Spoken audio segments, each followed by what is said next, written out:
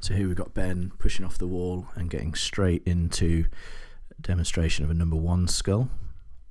And I'll just talk you through the reasons we use this scull and how he is executing it and what he's trying to focus on. So for me, the number 1 scull is all about trying to figure out your awareness of the front end of the stroke, trying to find the point at which you can effectively catch the water, and developing your feel for that. So what we're seeing right at the front of Ben's stroke here, and I'm just going to try and pause at a moment where he's very close to finding that really effective catch position at the front of his stroke. So I'm going to slow it down even more and continue to play back. So there he is. That's a really good positive high elbow position, hand and forearm over the front of the stroke.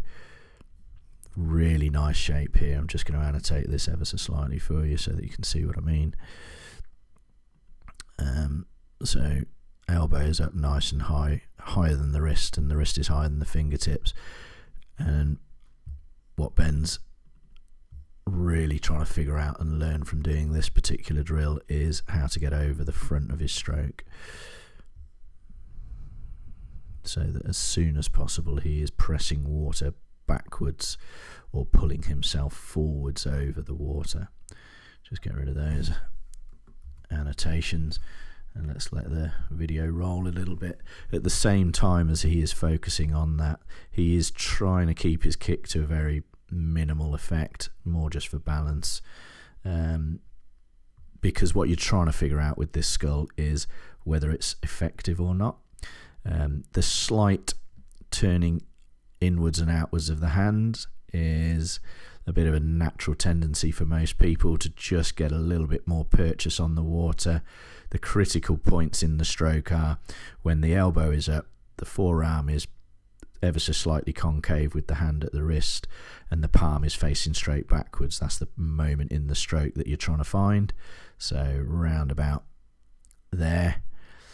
And if you're doing this drill really well, you will find that you are propelling yourself forwards through the water with the scull rather than your kick.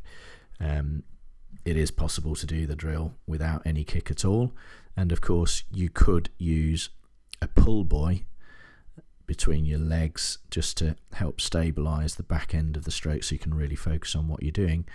The word of caution there is don't hold on to that as a lifeline or as a crutch to enable you to do the drill. The only way you're going to do this drill really well and know that you're doing it really well is if you can complete the drill without additional flotation aids at the back of the stroke, either a pull buoy or fins.